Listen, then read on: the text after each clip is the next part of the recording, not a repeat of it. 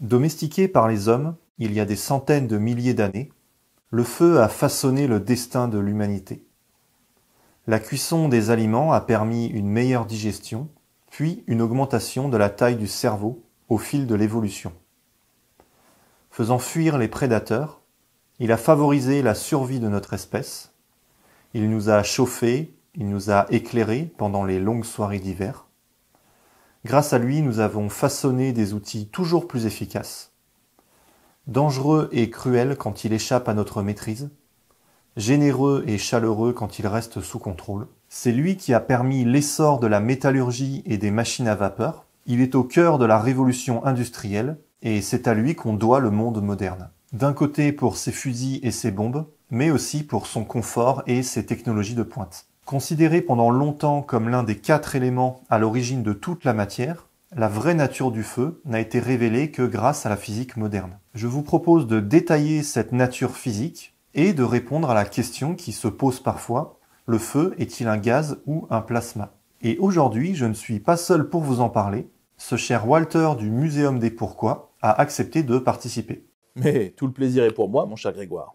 Que ce soit avec un briquet ou une allumette, au niveau microscopique, le feu s'allume grâce à une réaction chimique. Dans les deux cas, il y a une friction qui augmente la température localement, ça dégage de l'énergie, ce qui permet de transformer les molécules de l'allumette ou les molécules du gaz contenu dans le briquet. Par exemple, on frotte l'allumette sur un grattoir.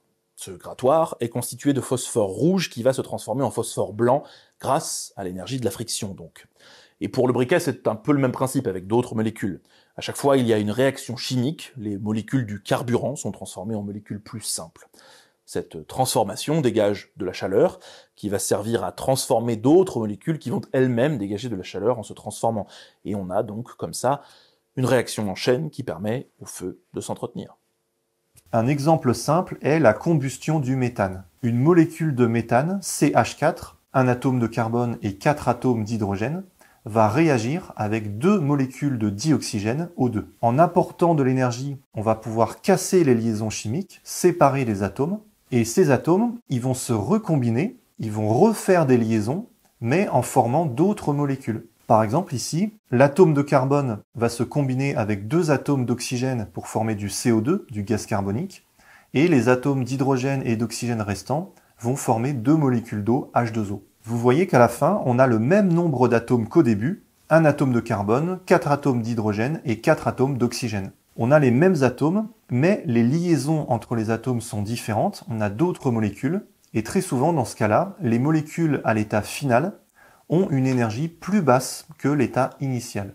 Les réactifs de l'état initial, CH4 et O2, ont perdu de l'énergie pour se transformer en CO2 et H2O. Cette énergie perdue est transmise à l'environnement et va permettre de casser d'autres molécules pour entretenir la réaction en chaîne de combustion. De manière naturelle, les molécules ont tendance à se transformer pour baisser leur énergie. Ça, c'est quelque chose qu'on retrouve un peu partout en physique. Les systèmes vont naturellement, spontanément baisser leur énergie. Bien sûr, les molécules, elles n'ont pas conscience de ça, elles n'ont pas de volonté, mais tout se passe comme si elles avaient envie d'avoir l'énergie la plus basse possible. Quand vous faites brûler du bois, par exemple, c'est le même principe. C'est juste que les molécules sont plus complexes. Dans le bois, il y a de la lignine qui va se transformer en guaiacol et en syringol. Oui, Dodongo, j'ai entendu la blague sur sméagol, mais je ne vais pas y prêter plus d'attention que ça et je vais enchaîner, d'accord? Ces molécules, donc, sont à plus basse énergie que la lignine. Et de la même manière, la transformation va permettre de libérer de l'énergie. C'est d'ailleurs toujours le même principe qui s'applique, peu importe ce que vous faites brûler, que ce soit du pétrole, du gaz, ou même du plastique. Ouais, on t'entend moins d'un coup, hein, Tados. Ah oui, le plastique, ça peut brûler. Mal, mais quand même. Mais maintenant qu'on sait que les molécules veulent, entre guillemets, baisser leur énergie, on pourrait se demander pourquoi est-ce que les molécules du bois ne se transforment pas spontanément? Pourquoi est-ce que le bois ne brûle pas tout seul? Ça permettrait aux molécules de baisser leur énergie, et on l'a dit, c'est ce que la nature fait spontanément d'habitude. Bon, heureusement, ça se passe pas comme ça, hein, les forêts ne se mettent pas à brûler tout seuls. Il faut par exemple un arbre qui se prend la foudre. Ou un abruti qui jette son mégot. Pour que la réaction ait lieu, il faut une énergie de démarrage, il faut une chaleur initiale. Et ça vient du fait qu'il y a des produits intermédiaires entre l'état initial et l'état final. Quand le méthane, CH4, se transforme en gaz carbonique, CO2, on casse des liaisons entre les atomes et donc, entre l'état initial et l'état final, il y a un état intermédiaire, avec des atomes isolés. Cet état intermédiaire est à plus haute énergie que l'état initial, ce qui fait que pour passer des réactifs aux produits, il y a une forme de barrière énergétique à franchir. Si vous tenez un bout de bois à la main, il n'y a pas assez d'énergie pour passer cette barrière, mais si vous mettez le bâton dans un feu déjà allumé, là il y a suffisamment d'énergie pour franchir la barrière et mettre feu au bout de bois que vous avez ajouté. Le départ de feu, c'est le même principe. On frotte l'allumette sur le grattoir et c'est l'énergie de friction qui permet de franchir la barrière. Donc, il faut de l'énergie. D'abord pour vaporiser les molécules et ensuite pour franchir la barrière, pour réaliser la transformation chimique. C'est le fameux triangle du feu. On a besoin de combustible, le bois, le méthane, ou les dinosaures, le cas échéant, de comburant, généralement l'oxygène, et de chaleur pour donc vaporiser, casser les liaisons, passer par l'état intermédiaire et enfin former les molécules de l'état final. D'ailleurs, depuis les années 80, on s'est rendu compte qu'il y a en fait un quatrième élément essentiel à la combustion. On appelle ça les radicaux libres. Ces radicaux libres, ce sont justement les molécules intermédiaires avec les liaisons qui ont été cassées, mais qui ne se sont pas encore reformées. Et avec ces quatre éléments, au lieu de parler de triangle du feu, on parle désormais de tétraèdre du feu. Combustible, comburant, chaleur et radicaux libres. Donc les molécules du bois se font vaporiser, elles passent à l'état de gaz, elles forment de la suie à haute température qui va rayonner de la lumière visible. Autour de 1000 degrés, le feu est plutôt rouge, et quand la température augmente, on atteint les couleurs orange, jaune, puis blanc. Maintenant, si on se pose la question « qu'est-ce que le feu ?», on pourrait répondre « c'est du gaz, ce sont les produits de combustion qui rayonnent de la lumière rouge jusqu'au blanc à cause de leur température élevée ». Mais on connaît d'autres objets à haute température qui rayonnent de la même manière. Ce sont les plasmas. Par exemple, notre Soleil rayonne plutôt dans le jaune. Et on le sait maintenant, ce n'est pas dû à la combustion chimique d'un gaz. Déjà, parce que c'est de la fusion nucléaire. Et ensuite, il y a tellement d'énergie dans le Soleil que les électrons sont arrachés aux atomes. On forme donc des ions positifs, des atomes qui ont perdu des électrons.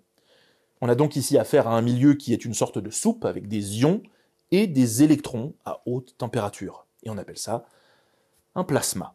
Donc, la question qui se pose est la suivante. Y a-t-il dans le feu des électrons qui ont été arrachés aux atomes qui se baladent librement ?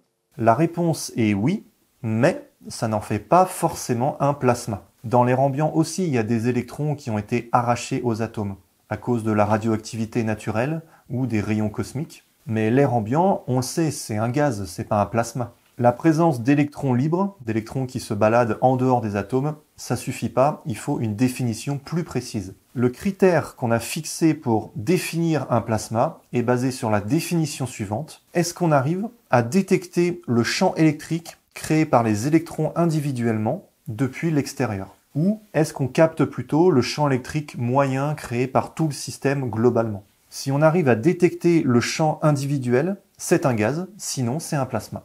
Dans la pièce où vous vous trouvez, il y a des électrons. Si, je vous jure. Ce sont des particules chargées et donc elles émettent un champ électrique. Ce champ a une portée infinie. L'électron peut avoir une influence sur une autre charge très éloignée. Et si on arrive à détecter cette influence de l'électron à distance, c'est que le milieu est un gaz.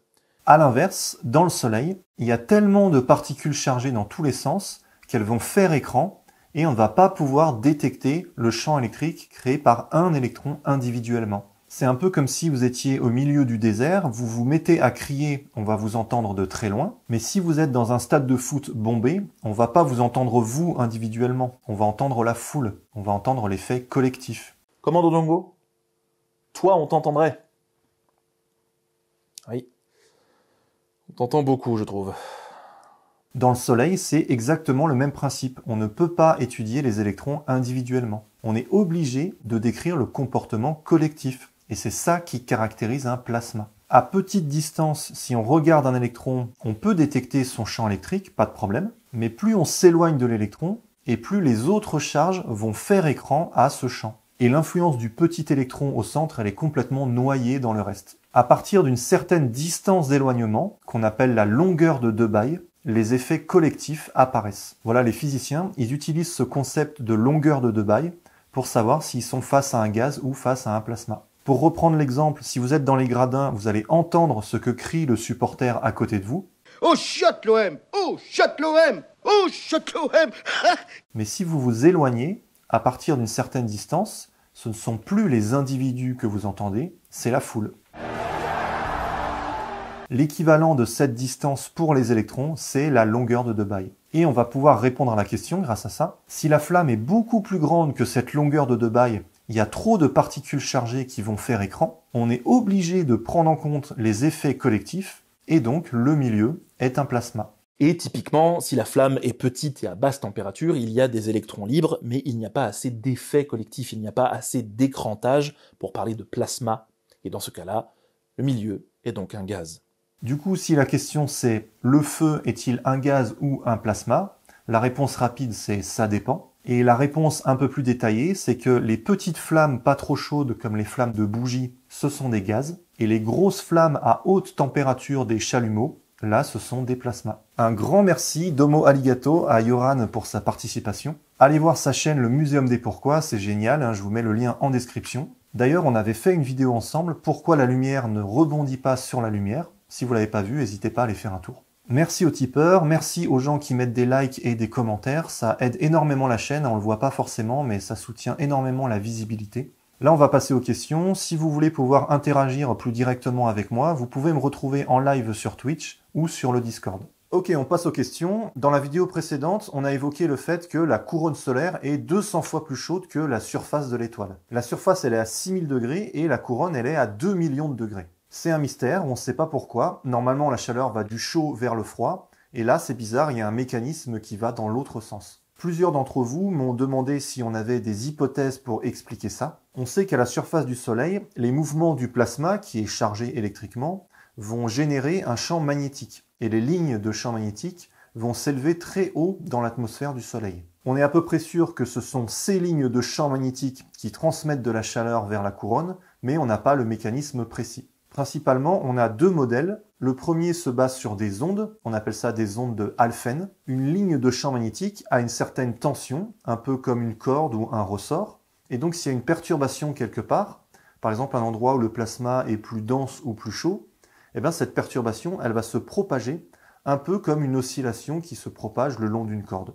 Sauf qu'ici, la corde, c'est une ligne de champ magnétique. Quand une onde se propage, elle transporte avec elle de l'énergie.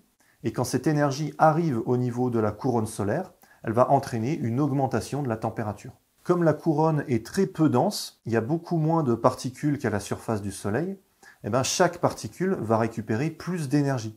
Si vous avez un gâteau à partager, moins vous êtes nombreux et plus les parts sont grosses. Donc chaque particule récupère beaucoup d'énergie, ça va lui donner une vitesse très élevée, et un milieu avec des particules qui ont des vitesses élevées, c'est un milieu à haute température. De manière générale, quand la densité diminue, la température augmente, même si là je simplifie un peu, il faudrait prendre en compte la pression aussi. En 1997, effectivement, on a détecté ces fameuses ondes Alphen grâce au satellite SOHO. Le problème, c'est que l'énergie envoyée par les ondes qu'on a détectées, elle n'explique que 10% du réchauffement. Le deuxième mécanisme de réchauffement, lui, se base sur les reconnexions magnétiques. Ce sont des phénomènes très violents quand les lignes de champ se cassent et se recombinent, et c'est ça qui est à la base des éruptions solaires. Et effectivement, on a détecté plein de micro-éruptions solaires qui envoient de la chaleur vers la couronne, mais là pareil, il n'y a pas assez d'énergie pour expliquer la température de 2 millions de degrés. On a envoyé une sonde, la sonde Parker, qui va étudier le problème sur place, beaucoup plus en détail, et qui, on l'espère, va permettre de résoudre l'énigme. Voilà, si vous voulez, à la sortie de cette vidéo, je suis en live sur Twitch, et j'y suis de manière générale tous les mardis, jeudis et samedis à 17h30. En ce moment, sur Twitch, je fais une série sur les prix Nobel de physique. Je prends ça dans l'ordre chronologique, et on regarde un peu ce qu'ils ont fait. Et si vous avez raté les lives, je mets les rediffs sur une nouvelle chaîne qui s'appelle Wikibalade. En description, je vous ai mis le lien de cette nouvelle chaîne et le lien de la chaîne Twitch. Allez, à bientôt!